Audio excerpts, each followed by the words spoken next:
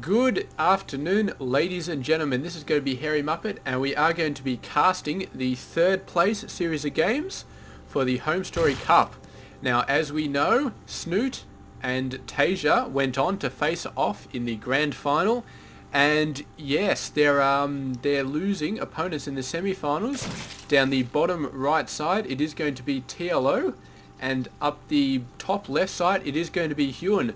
HyuN, dropping down against Snoot in the semi-finals, and TLO dropping down against Tasia in the semi-finals. And I mean, to be fair, these guys did an absolutely awesome job. Both of the semi-final series of games did go for the full best of five games, so they did win 2 each against their grand final partners. And yeah, we are going to be going in, and this is, I believe this is actually going to be the 4th ZVZ matchup of this tournament. I should mention first that the third place series is a best of 5 as well. So yes, going to be very, very awesome. And let's just talk about what's happened so far in the tournament for each of these players. Now, HyuN faced off against MC, a Protoss player, in the quarterfinals. In the semis, he went up against Snoot. And yeah, so he's definitely had some ZVZ experience. And of course, he faced off against Violet in the round of 16 as well. So I believe he did beat Violet in the round of 16, so he's definitely got ZVZ experience in this tournament. And down in the bottom right side, TLO faced off against Violet as well in the quarterfinals, and yeah, beat him fairly solidly. And I believe he hit a couple of other Zerg in the previous round. I cannot be sure though. Yeah, he did actually meet up against... No, sorry, that was Violet. Yeah, he may have. I can't remember. I haven't got the races written down for the players in the round of 16 and 32, so I do apologise for that. But yes, he's definitely got some experience in the quarterfinal against Violet. So both of these players definitely up for a ZVZ match. And what have we got going on here? This is actually, I believe this is quite an early expansion. This may have been earlier than 14. I didn't really see that, but we will check it out next game if we do see that coming down at the same time. But yeah, he's going to be in a great position. It does look like it's a 14 hatchery into 14 pool, or into 16 pool, based on the timing and the fact that they came out precisely together. Whereas HyuN went for a bit of an earlier pool and is only now getting his hatchery down. So he's going to be a little bit delayed on getting a bit of drones out, I guess, but he's not going to be that delayed, and he should still be able to do a ton of stuff here. However, TLO already getting out Ling speed. I don't believe he actually has any Lings yet though, so we're just seeing Overlords all over the place. And here we go, the first sort of drones moving over to the expansion. And yeah, I mean, we've seen in a whole bunch of ZVZs so far that it mainly does come down to roach play, and I don't expect it to be much different here. We may see some Baneling harass as well. We may even see some mid-level, mid-game play going into Mutas, Infestors, all that other sort of stuff. But Mutalisks have been the mainstay of the vast majority of ZVZ games I have seen. So we are going to keep a very, very close eye on those Roach Warrens and on those third bases, because in my opinion, those are the two most important buildings that will get built in a ZVZ. And yeah, looks like TLO is going to go for some very, very nice pressure here. HyuN going for a bit more tech options. He's got the Baneling nest down, and he is building a lot of workers, so he is going to get ahead, get quite an economic advantage there. And he's going to bet up a 1 spine crawler for defense, but it's not going to be enough with the massive, massive amount of Lings that TLO is putting out on the field. So we could see a fairly early win here. 20 Lings versus absolutely none. And HyuN's starting to get out some defenses. He's obviously seen the Lings coming out, and 12 Lings coming out. They should be in time, maybe, but how much damage will these guys do before they come out? It remains to be seen, but the drones are going to be doing quite a bit to help save this off, and the Lings are going to be killing quite a bit of drones. So all of the advantage that HyuN had from building the early drones is going to go straight out the window, but I don't believe that TLO will have enough to finish this base off. He got a few drones, he took out a couple of queens, And yeah, that is where he's going to be at the moment. You can see he's getting out his own baneling nest. And HyuN, worried about reinforcements, getting a crap load of lings.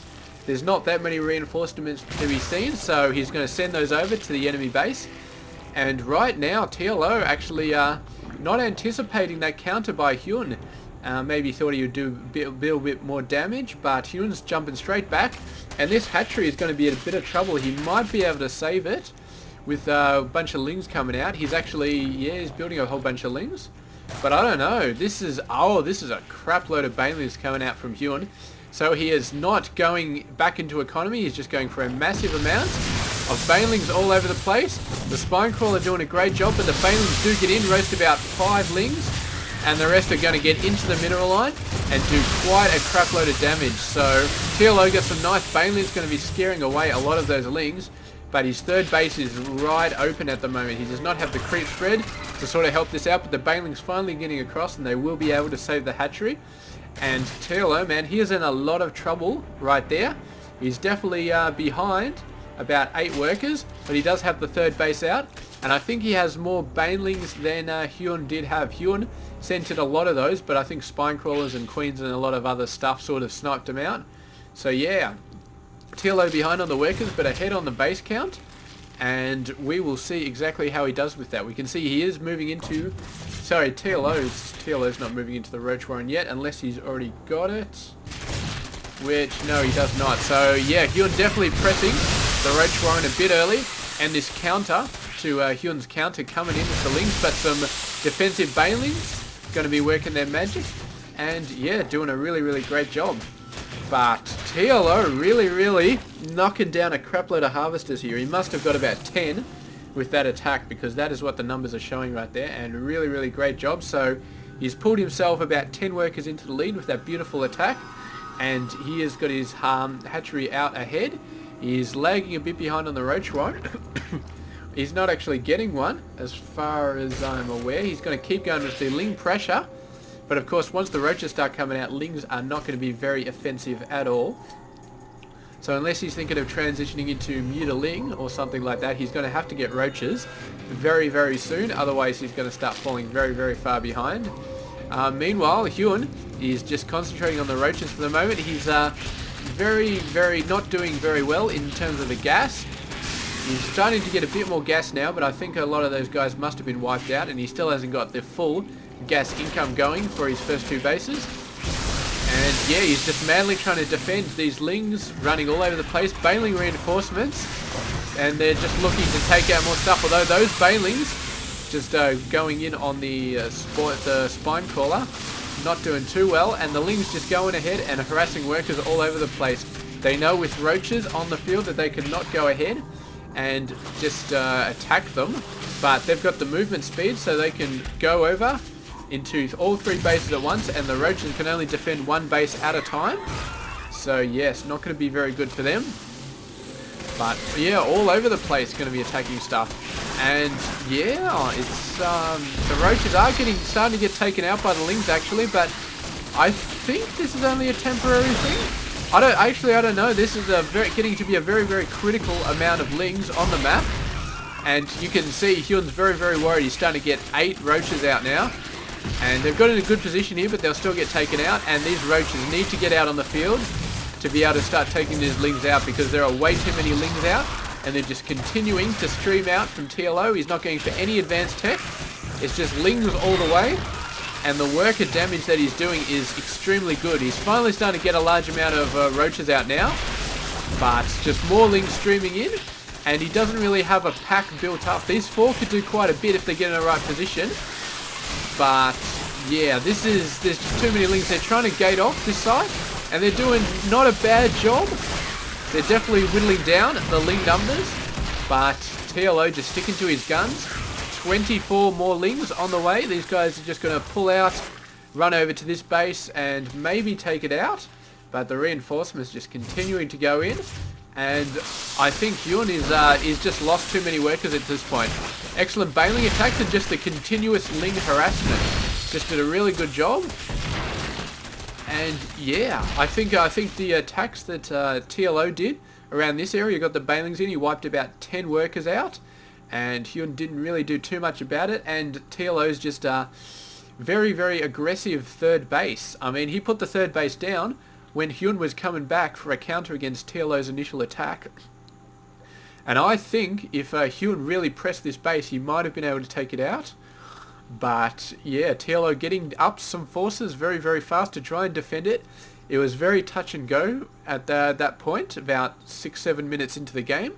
But TLO managed to hold it off, managed to push back with Lings, and I gotta say, I really like the play of him sticking to his guns with the Lings and not transitioning into Roaches as most players would do, because if you see your opponent going Roaches, Lings not that good versus Roaches, but he just continued to push out the Lings and he used them well. He made advantage of the fact that the Roaches move very, very slow and that HyuN had 3 bases, so he had Lings at all 3 bases at once. It's amazing micro, and I'm sure his APM was extremely good. Let's was it the P? No, the P is the pause. Where is the APM? That's what I have. So yeah, very, very high for both of them. I suppose that doesn't really show much, but yeah, excellent job there from TLO, just keeping the Roaches from attacking his entire army. If he had moved in all of his Lings on all of those Roaches, it wouldn't have been that good. It was only from splitting them up onto all 3 bases, knocking down the economy, knocking down the queens, that he managed to get an economic advantage, and then slowly the Lings just started to overwhelm the Roaches with numbers because he could just produce so much more of them than HyuN could. And yeah, great play by TLO there in this first game, and he is going to be 1 game up in this best of 5 series. So I will catch you guys in game number 2. This has been HyuNMuppet. I hope you enjoyed this game.